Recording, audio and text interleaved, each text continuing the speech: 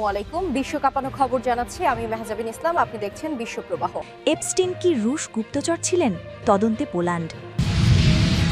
পুটিনের তেল নাকি ট্রাম্পের ছাড়, কোন দিকে ঝুঁকবে ভারত? যুক্তরাষ্ট্রের সঙ্গে আলোচনা কবে জানালো ইরান? ইরানি সংবাদ মাধ্যমে মার্কিন ঘাঁটির ছবি প্রকাশ, হামলা কি শিগগিরই? মধ্যপ্রাচ্যের যুদ্ধের দামামা, যুক্তরাষ্ট্রে হামলা করলে প্রথম লক্ষ্য হবে ইসরায়েল, কড়া বার্তা। মধ্যপ্রাচ্যের রণদামামা, খামেনির হুঙ্কারে পিছু হটল মার্কিন রণতরী, যুদ্ধের ময়দানে নামছে ৮০,০০০ দানব বাহিনী। এতক্ষণ শুনলেন সংবাদের শিরোনাম, এবার চলুন দেখে নেই প্রতিটি সংবাদের বিস্তার। মধ্যপ্রাচ্যের রণদামামা, খামেনির হুঙ্কারে পিছু হটল মার্কিন রণতরী, যুদ্ধের ময়দানে নামছে ৮০,০০০ দানব বাহিনী। মধ্যপ্রাচ্যের আকাশ কি তবে যুদ্ধের কালো মেঘে ঢেকে যাচ্ছে? একদিকে ইরানের সর্বোচ্চ নেতা আয়াতুল্লাহ আলী খামেনির বজ্রকঠিন হুঁশিয়ারি, অন্যদিকে রণক্ষেত্র ছেড়ে মার্কিন রণতরীর পিছু হটার খবর। সব মিলিয়ে এক চরম উত্তেজনা। গুঞ্জন উঠেছে ইরানের হয়ে লড়াই করতে প্রস্তুত ৮০,০০০ দুর্ধর্ষ দানব সেনার এক বিশাল বাহিনী। তবে কি ডোনাল্ড ট্রাম্পের হুঙ্কার শেষ পর্যন্ত খামেনির কাছে হার মানল? কেন পালালো মার্কিন রণতরী? আজ আমরা বিশ্লেষণ করব এই চাঞ্চল্যকর পরিস্থিতি। ইরানের সামরিক শক্তি নিয়ে জল্পনা অনেক দিনের, কিন্তু এবার যা শোনা যাচ্ছে তা কপালে ভাঁজ ফেলেছে পেন্টাগনের। খবর রটেছে খামেনির নির্দেশে ৮০,০০০ জানবাদ যোদ্ধা এখন স্রেফ একটি সংকেতের অপেক্ষায়। প্রতিরক্ষা বিশ্লেষকরা এই বাহিনীকে দানব বা শ্যাডো আর্মি হিসেবে আখ্যা দিচ্ছেন, যারা গেরিলা যুদ্ধে পারদর্শী। অন্যদিকে পারস্য উপসাগরে মোতায়েন থাকা মার্কিন অত্যাধুনিক রণতরী নিয়ে তৈরি হয়েছে ধোঁয়াশা। নির্ভরযোগ্য কিছু সূত্রের দাবি, ইরানি মিসাইল আর ড্রোন হামলার ভয়ে কৌশলগত অবস্থান পরিবর্তন করে পিছু হটেছে মার্কিন নৌবহর। একে কি ট্রাম্প প্রশাসনের পিছুহাঁটা বলা যায়, নাকি এটি কোনো বড় যুদ্ধের আগে রণকৌশলের অংশ? ডোনাল্ড ট্রাম্প সবসময়ই ইরানের বিরুদ্ধে কঠোর অবস্থান নিয়েছেন, কিন্তু খামেনির সাম্প্রতিক ভাষণে যে তেজ দেখা গেছে তাতে পরিষ্কার ইরান এবার ১ ইঞ্চি জমিও ছাড়তে রাজি নয়। সামাজিক যোগাযোগ মাধ্যম ও বিভিন্ন আন্তর্জাতিক সংবাদ মাধ্যমে দাবি করা হচ্ছে খামেনির মার্কিন চালে কার্যত কোণঠাসা হয়ে পড়েছে ওয়াশিংটন। ট্রাম্পের কড়া হুঙ্কারের বিপরীতে ইরানের এই ৮০,০০০ বাহিনীর হুমকি বিশ্ব রাজনীতিতে নতুন মেরুকরণ তৈরি করছে। মধ্যপ্রাচ্যের এই দাবানল শেষ পর্যন্ত কোথায় গিয়ে থামে সেটাই এখন দেখার বিষয়। তবে কি বিশ্ব আরও একটি বড় যুদ্ধের সাক্ষী হতে যাচ্ছে, নাকি কূটনৈতিক আলোচনায় মিলবে সমাধান? আমরা নজর রাখছি প্রতিটি মুহূর্তে। মধ্যপ্রাচ্যের যুদ্ধের দামামা, মধ্যপ্রাচ্যের ভূ রাজনৈতিক উত্তেজনা এখন খাদের কিনারে। ইরান ও যুক্তরাষ্ট্রের মধ্যে চলমান বাগযুদ্ধের পারদ চড়েছে আরও কয়েক ধাপ।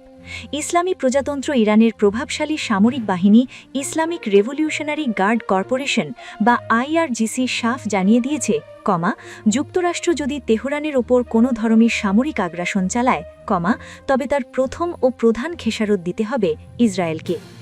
লেবানন ভিত্তিক সংবাদ মাধ্যম আল মায়াদিন টেলিভিশনকে দেওয়া এক বিশেষ সাক্ষাৎকারে আইআরজিসি কমান্ডার হোসেন দাগিগি এই হুঙ্কার দেন। তার এই মন্তব্য এমন এক সময়ে এলো যখন পারস্য উপসাগর ও লোহিত সাগরে মার্কিন রণতরীর অবস্থান নিয়ে চাঞ্চল্যকর সব তথ্য সামনে আসছে। কমান্ডার হোসেন দাগিগি তার সাক্ষাৎকারে ইরানের সামরিক দর্শনের একটি পরিষ্কার চিত্র তুলে ধরেন।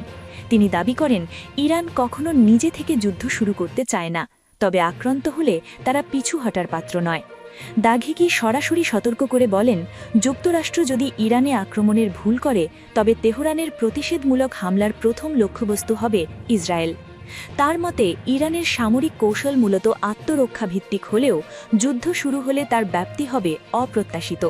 দাগিগির ভাষায়, আমাদের প্রতিক্রিয়ার তীব্রতা এমন হবে যা শত্রুপক্ষ তা গণনায় আনতে পারবে না এবং সংঘাতের পরিসর হবে অনেক বিস্তৃত। আইআরজিসি কমান্ডারের দাবি, ইরানের প্রতিরোধক ক্ষমতা শত্রুর ওপর এমন অপূরণীয় ক্ষতি চাপিয়ে দিতে পারে যা যে কোনো পরাশক্তির জন্য হবে দুঃস্বপ্নের মতো। ইরানের এই কড়া বার্তার মধ্যেই লোহিত সাগর ও এডেন উপসাগরীয় অঞ্চলে মার্কিন নৌবহরের গতিবিধি নিয়ে নতুন তথ্য পাওয়া গেছে। ইরান ভিত্তিক সংবাদ সংস্থা WANA একটি সামরিক গোয়েন্দা সূত্রের বরাতে জানিয়েছে, মার্কিন নৌবহরের Abraham Lincoln carrier strike group বা রণতরী বহরটি বর্তমানে দক্ষিণ ইয়েমেনের সোকোত্রা দ্বীপের কাছে এডেন উপসাগরে অবস্থান করছে। বহরটি বর্তমানে ইরানের গুরুত্বপূর্ণ বন্দর চাবাহার থেকে প্রায় 1400 কিলোমিটার দূরে রয়েছে। বিশ্লেষকদের মতে এটি ইরানের উপকূলীয় জলসীমা থেকে আগের তুলনায় কিছুটা বেশি দূরত্ব। এই স্ট্রাইক গ্রুপে একটি বিমানবাহী রণতরী ছাড়াও একাধিক যুদ্ধজাহাজ বা ডেস্ট্রয়ার এবং একটি সহায়ক ডুবোজাহাজ রয়েছে। ইরান ও যুক্তরাষ্ট্রের এই স্নায়ু যুদ্ধকে আরও উস্কে দিয়েছেন মার্কিন প্রেসিডেন্ট ডোনাল্ড ট্রাম্প। গত সোমবার তিনি পুনরায় দাবি করেন যে যুক্তরাষ্ট্রের একটি বিশাল নৌবহর ইরানের দিকে অগ্রসর হচ্ছে। ট্রাম্পের এই আক্রমণাত্মক অবস্থানের প্রেক্ষিতে রাশিয়াও মুখ খুলেছে। মস্কো সতর্ক করে বলেছে, ইরানের বিরুদ্ধে যে কোনো মার্কিন সামরিক পদক্ষেপ বিশ্ব স্থিতিশীলতার জন্য চরম বিপর্যয় বয়ে আনবে। ফেব্রুয়ারি 2006 এর ইরান ও যুক্তরাষ্ট্র উত্তেজনা বিশ্লেষণে দেখা যায় যে ইরান ঘোষণা করেছে যে যুক্তরাষ্ট্র হামলা করলে ইসরায়েল হবে তাদের প্রথম লক্ষ্য। অন্যদিকে যুক্তরাষ্ট্র তাদের Abraham Lincoln strike group Aden উপসাগরে মোতায়েন করেছে। ইসরায়েল বর্তমানে ইরানের হামলার সম্ভাব্য তালিকায় 1 নম্বরে থাকা দেশ হিসেবে চিহ্নিত হয়েছে। এই পরিস্থিতিতে রাশিয়া মার্কিন হুমকির প্রতিবাদ জানিয়ে ইরানকে সমর্থন দিচ্ছে। তেহরান অবশ্য দাবি করছে যে তাদের সামগ্রিক রণকৌশল কেবল প্রতিরোধমূলক ও আত্মরক্ষামূলক। ভূ-রাজনৈতিক বিশ্লেষকদের মতে ইরান জানে যে ইসরায়েল মধ্যপ্রাচ্যে যুক্তরাষ্ট্রের সবচেয়ে শক্তিশালী ও ঘনিষ্ঠ মিত্র। ওয়াশিংটনকে চাপে রাখতে এবং মার্কিন জনমতকে যুদ্ধের বিরুদ্ধে ফেরাতে ইসরায়েলকে হামলা করার হুমকি তেহরানের একটি পুরনো কিন্তু কার্যকর কৌশল। কমান্ডার হোসেন দাঘিগির এই হুঁশিয়ারি কেবল কথার কথা নয়, বরং এটি একটি সুপরিকল্পিত সামরিক বার্তা। অন্যদিকে মার্কিন রণতরীর অবস্থান পরিবর্তন এবং ট্রাম্পের অব্যাহত হুমকি ইঙ্গিত দিচ্ছে যে সামান্য একটি ভুল পদক্ষেপ পুরো মধ্যপ্রাচ্যকে আগুনের কুণ্ডলিতে নিক্ষেপ করতে পারে। ইরানি সংবাদ মাধ্যমে মার্কিন ঘাঁটির ছবি প্রকাশ, হামলা কি শিগগিরই?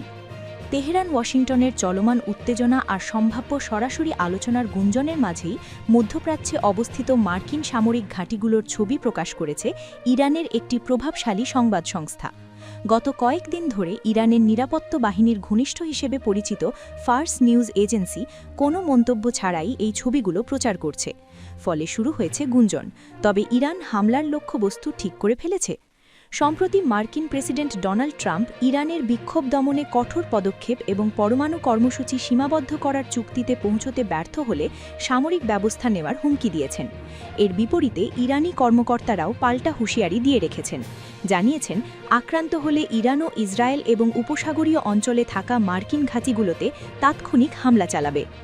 এমন সময়ে এই ছবিগুলো সামনে আসায় আলোচনা তুঙ্গে।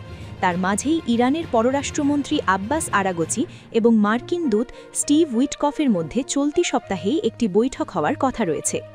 ফার্স নিউজ এজেন্সির প্রকাশিত ছবিগুলোর নিচে কোনো বর্ণনা না থাকলেও কেবল পারস্য ক্যালেন্ডার অনুযায়ী তারিখ ও বারের উল্লেখ রয়েছে।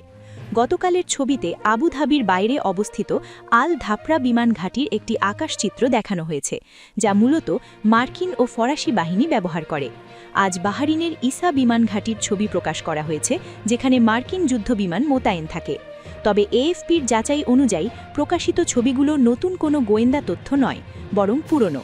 স্যাটেলাইট চিত্রে আল ধাপরা ঘাঁটিতে সাম্প্রতিক কোনো বড় ধরনের সামরিক উপস্থিতিও নজরে আসেনি।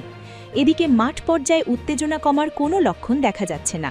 তেহরানের ওয়ালি আস স্কোয়ারে নতুন একটি বিশালাকার বিলবোর্ড স্থাপন করা হয়েছে, যেখানে দেখা যাচ্ছে মার্কিন যুদ্ধবিমান পাহাড়ের গায়ে বিধ্বস্ত হয়ে আছে এবং ইরানিরা বিজয়ীর বেশে সেখানে তাদের পতাকা ওড়াচ্ছে।